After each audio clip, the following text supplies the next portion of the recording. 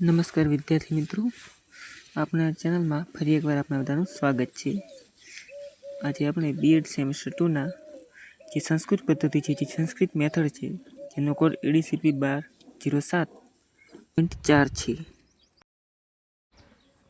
અહીં ખાસ એક બાબતનું ધ્યાન રાખવાનું છે કે જે મોટા પ્રશ્નો છે, જેના મુદ્દાવાઇઝ પ્રશ્નો છે, મુદ્દાવાળા પ્રશ્નો આપણે ખાસ તૈયાર કરવાના છે, જેથી એ કોઈ મુદ્દો નાના પ્રશ્ન પણ પૂછાઈ શકે છે।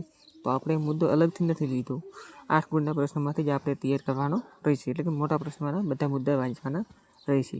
તો ચાલો શરૂઆત કરીએ। સૌ પ્રથમ 5 ગુણના પ્રશ્નો જોઈશું,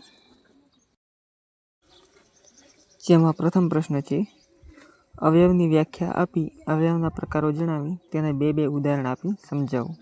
બીજો પ્રશ્ન ઉપસર્ગના 3 ઉદાહરણ આપી તેનું મહત્વ સમજાવો।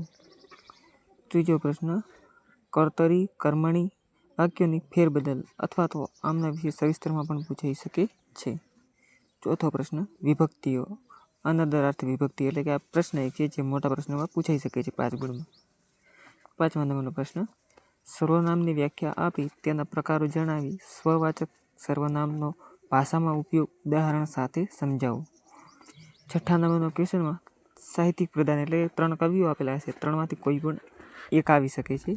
મહાકાવ્ય ભાસ, મહાકાવ્ય બાણ અને ભવભૂતિ, આમાંથી આપણે કોઈ પણ 2 કવિઓ તૈયાર કરીએ તો પણ ચાલે, જેથી તેમાં એક અથવામાં નીકળી જાય। 2 કરેલા હશે તો 2 આપણે તૈયાર એક પૂછાય તો લખી શકીશું।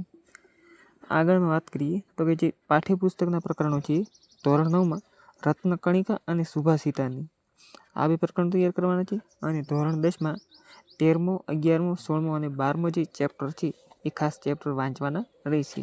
આમાં પ્રશ્નો આપેલા નથી, કારણ કે એમાં ગમે તે પૂછાઈ શકે છે, ટ્રાન્સલેટ પણ પૂછાઈ શકે છે, તેનું ભાષાંતર પણ પૂછાઈ શકે છે, અથવા તો કોઈ પણ એક વાક્ય આપેલું હોય, શ્લોક આપેલો હોય, તેના વિશે સવિસ્તર સમજાવવાનું પણ પૂછાઈ શકે છે। આગળ 6 ગુણના પ્રશ્નોની વાત કરીએ, જેમાં પ્રથમ પ્રશ્ન છે સંસ્કૃતના આદર્શ પાઠ્યપુસ્તકના લક્ષણો જણાવી ધોરણ 9 અથવા ધોરણ 10ના પાઠ્યપુસ્તકનું મૂલ્યાંકન કરો, એટલે કે ધોરણ 9 અથવા 10 બંનેમાંથી કોઈ પણ એક પાઠ્યપુસ્તક વિશે સમજાવવાનું કહી શકે છે। બીજા નંબરનો પ્રશ્ન છે સંસ્કૃત ગદ્ય અધ્યાપનની પદ્ધતિઓ જણાવી ભાંડારકાર પદ્ધતિ વિશે નીચેના મુદ્દા સંદર્ભે ચર્ચા કરો, જેમાં 3 મુદ્દા આપેલા હશે, જેમાં પ્રથમ મુદ્દો છે મહત્વ, બીજો લક્ષણો અને ત્રીજો મર્યાદાઓ। આગળ વાત કરતા ત્રીજા નંબરનો પ્રશ્ન છે દ્રશ્ય શ્રાવ્ય સાધનો સંસ્કૃત શિક્ષણને રસપ્રદ અને અસરકારક બનાવવામાં ખૂબ જ ઉપયોગી છે, આ વિધાન સમજાવો। ચોથા નંબરનો પ્રશ્ન છે સારા સંસ્કૃત શિક્ષકના લક્ષણો જણાવો।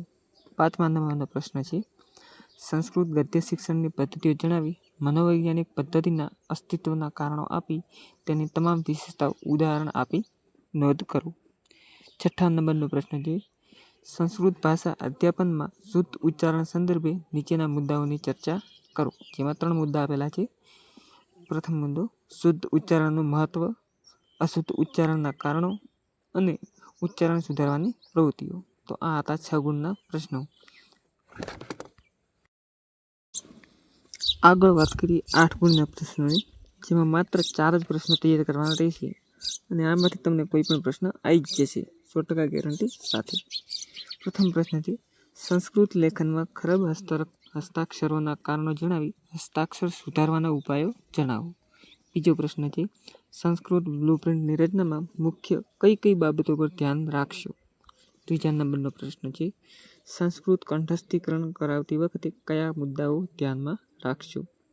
અને ચોથા નંબરનો પ્રશ્ન છે ખરાબ હસ્તાક્ષરોના કારણો જણાવો। બરોબર, તો આટલે આ આપણા વિડીયો પૂરો થાય છે, અને આ બધા એ જ ક્વેશ્ચનો છે જે આગળની પરીક્ષામાં પૂછાઈ ગયેલા છે, અને બીએડમાં આગળના પ્રશ્નો જે રિપીટ થતા હોય છે। તો મિત્રો ખૂબ ખૂબ આભાર આપણા બધાનો। આગળ વાત કરતા બીજા નવા IMP પ્રશ્નો જાણવા માટે અમારી ચેનલમાં રાત્રે 9 વાગે વિડીયો આવે છે, જોવાનું ચૂકશો નહીં। અને દરેક બીએડ મેથડ તથા બાકીના જે જનરલ વિષયો છે જે બધાને સેમ આવે છે, એ બધાના જ વિડીયો તથા IMP પ્રશ્નો આપણી ચેનલમાં ઉપલબ્ધ હશે।